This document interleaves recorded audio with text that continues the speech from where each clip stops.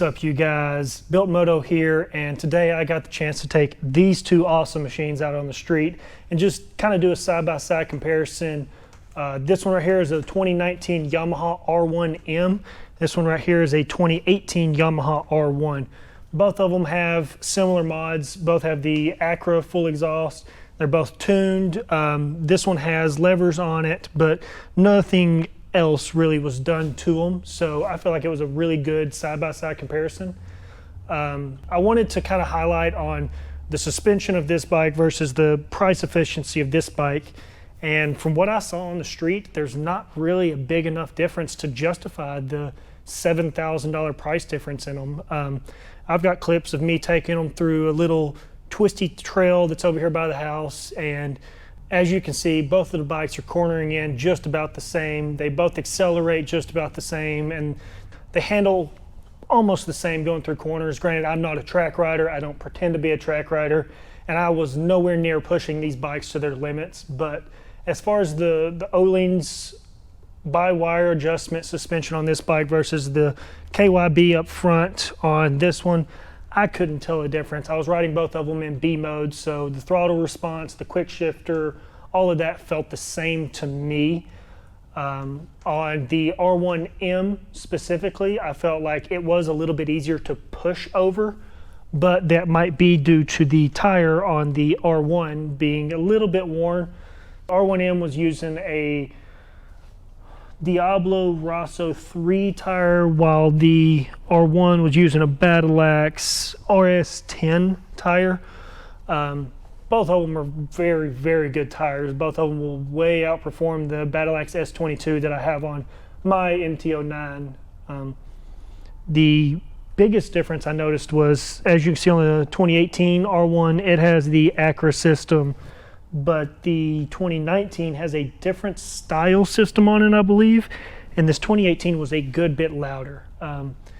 I do know the R1M and the R1 both share the same engine, the CP4, but from what I was reading, the CP4 in the R1M has a improved oil pump for the sprayers on the bottom side of the pistons and the oil cooling, due to this bike being more built for high RPMs and sustained high speeds. So as far as power goes, they're both exactly the same. They might be a little bit different with the tuners that were put on them, but we don't have a dyno to strap both of them to side by side to figure that out.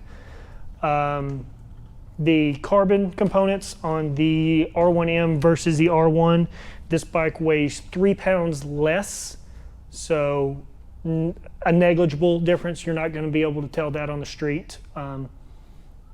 The instrument cluster, they did change a little bit. I believe it was just on the startup and the turn-off screen. They put the Öhlins logo in there versus the R1s having just a standard. As soon as you turn it on, you get the 3 zeros and then the startup screen. So that was almost the same across the board. R1M comes with a brushed aluminum swing arm, while the R1 comes with a aluminum swing arm as well, but it's not the brushed aluminum. It has a black coating on it. As far as the brakes go, the brake calipers are different on the R1M and the brake pads are different on the R1M. It has the same initial biting power, but as you progress through the brake pad or brake lever, you can feel these grip a lot harder. I did like that a lot. Creates a lot of confidence going into a corner where you can brake going right up to the corner and then push through it with the accelerator. Both of them have decent visibility. The mirrors that come factory on these bikes are very, very good. They let you see a very wide field behind you. Know that when Öhlins designed this front suspension on the R1M, they were the first in the market to provide a factory bike with a hydraulic pressure built into the actual fork mount, whereas a lot of the Kawasaki's and Suzuki's will have their reservoir for their hydraulic fluid hanging off the side of the front. So that's really nice. It cleans up the front end of this bike quite a bit. As far as the transmission and the gearing goes, both of them are about the same. There's very few roads in the United States that you're going to be able to use anywhere past second gear. I've checked on this one. I don't know on this one. Theoretically, this bike can go 98 miles an hour in first gear. So it's a true super sport that's not really going to be utilized on the street, and I would have to get them onto track to even try and push into these bikes at all without being very, very over the speed limit. But for street use, if this is something that you're contemplating, they have plenty of power all the way through the rev band, and it doesn't even matter what gear you're in. If you're in fourth or fifth gear and you need to get around somebody, you don't even have to worry about using the quick shifter. You can just roll onto the throttle, and the torque of this bike will push you around that car very, very easily. That's another thing. The quick shifters on these bikes, they are buttery smooth. There's no hesitation in it. It's not like my bike where it'll snap you real hard if you're too low in the RPMs.